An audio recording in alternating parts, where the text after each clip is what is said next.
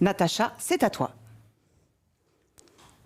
Ah, je suis contente. Dans les coulisses, je viens de croiser Andrei, un vieux copain.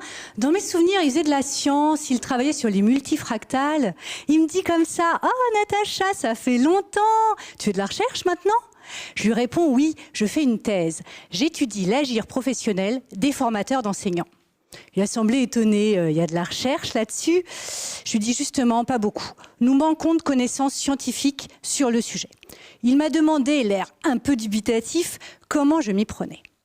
J'analyse les actions et les gestes des formateurs qui travaillent sur la relation pédagogique. J'observe un formateur, je le filme, je recueille son témoignage, celui des professeurs participant à la formation. Là, Andrei a l'air un peu surpris. De la recherche sans données chiffrées, sans mesure d'effet, sans même de statistiques. Je lui lance, il n'y a pas que les chiffres dans la vie. Et les statistiques, c'est comme le bikini, ça donne des idées, mais ça cache l'essentiel. Allez, je t'explique en 2 minutes. La relation pédagogique a fortement évolué. D'une norme de relation entre professeurs et élèves froide et distante au XXe siècle, est maintenant promue une relation pédagogique proche et soutenante. Les enseignants ont été peu formés aux compétences que cette relation demande. Pourtant, il existe des techniques de communication et de régulation émotionnelle et des formateurs qui les transmettent. Ces formateurs utilisent des mises en situation, des jeux de rôle, donc des simulations, qui sont peu documentées par la recherche sur la formation des enseignants, alors qu'elles sont étudiées dans le domaine de la santé, du management, de la gestion de crise.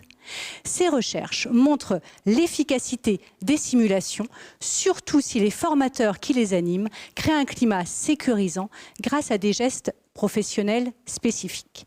Je fais ma recherche en analyse du travail. Je traite le matériau recueilli en décrivant les gestes professionnels et en les analysant grâce à des critères d'efficience. Je suis dans une démarche qualitative. J'ai d'abord réalisé des captations vidéo de jeux de rôle pendant des formations.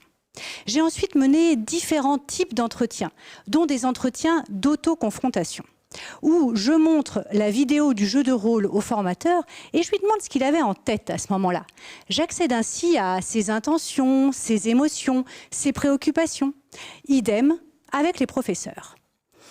Avec la grille de critères d'efficience, je modélise ensuite les gestes professionnels du formateur pendant l'animation des simulations. En fait, Andrei, que ce soit pour toi comme pour moi, le travail du chercheur reste le même, savoir interpréter des résultats à partir d'un matériau recueilli de manière réfléchie. Là, Andrei semble un peu plus convaincu de la fiabilité scientifique de ma démarche. Il m'a même dit « prenons un café en terrasse pour en parler ».